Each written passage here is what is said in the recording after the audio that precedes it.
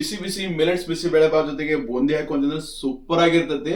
ಅದನ್ನ ಹೆಂಗ್ ಮಾಡೋದಂತ ಹೇಳ್ತೀನಿ, ನೋಡೋಣ ಬರ್ರಿ.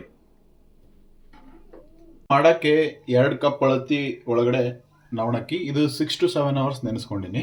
ಆಮೇಲೆ ಒಂದು ಹಾಫ್ ಆನ್ ಅವರ್ ಮುಂಚೆ ನೆನೆಸ್ಕೊಂಡಿರೋಂಥ 2 ಕಪ್ ತೊಗರಿಬೇಳೆ, ಕ್ಯಾರೆಟ್, ಬೀನ್ಸ್, ಆಲೂಗಡ್ಡೆ ಸಣ್ಣಗೆ ಹೆಚ್ಕೊಂಡು ಇಟ್ಕೊಂಡಿನಿ. ಮತ್ತು ಇನ್ನೂ ಬೇಕು ಎಕ್ಸ್ಟ್ರಾ ನಿಮ್ಗೆ ಏನು ಬೇಕು ತರಕಾರಿ ಹಾಕ್ಕೋಬೋದು.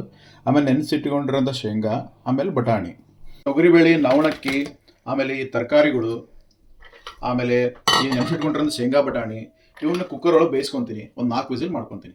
ಒಂದು 4 ವಿಸಿಲ್ ಆಗೋದ್ರಾಗ ಒಂದು ಸಣ್ಣದಾಗಿ ಒಗ್ಗರಣೆ ಕೊಟ್ಕೊಂಡ್ಬಿಡೋಣ. ನೋಡಿ, ಒಗ್ಗರಣೆಗೆ ಅಂತೇಳಿ ಸಾಸಿವೆ, ಜೀರಿಗೆ, ಅರಿಶಿನ, ಆಮೇಲೆ ಬೆಡಗಿ ಮೆಣಸಿನ್ಕಾಯಿ, ಮನೆಯಲ್ಲಿ ಮಾಡಿರೋಂಥ ಬಿಸಿಬೇಳೆಬಾತ್ ಪೌಡ್ರು, ಆಮೇಲೆ ಹೆಚ್ಚಿರುವಂಥ ಈರುಳ್ಳಿ, ಆಮೇಲೆ ಕ್ಯಾಪ್ಸಿಕಮ್ಮು, ಟೊಮ್ಯಾಟೊ, ಕೊತ್ತಂಬರಿ, ಗೋಡಂಬಿ, ಆಮೇಲೆ ಕಾಲಿಫ್ಲವರು ಮತ್ತು ಹೆಲ್ದಿಗೆ ಅಂತೇಳಿ ಬ್ರೋಕ್ಲಿನೂ ಹಾಕ್ಕೊಂಡಿದ್ದೀನಿ. ಆಮೇಲೆ ಇದನ್ನು ತುಪ್ಪ ಒಗ್ಗರಣೆ ಕೊಡೋಣ. ಓಕೆ,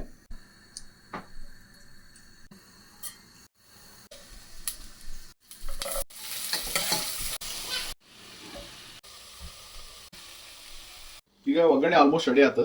ಒಂದು 2 ಸೀಕ್ರೆಟ್ ಇಂಗ್ರೀಡಿಯೆಂಟ್ ಹಾಕೊಳ್ಳೋಣ. ಅದೇನಂತಂದ್ರೆ ಕುಟ್ಟಿ ಪುಡಿ ಮಾಡಿರೋಂಥ ಬೆಲ್ಲ, ಆಮೇಲೆ ಹುಣಸೆ ಹುಳಿ. ಈಗ ಒಗ್ಗರಣೆ ಎಲ್ಲ ರೆಡಿ ಆಗೈತಿ.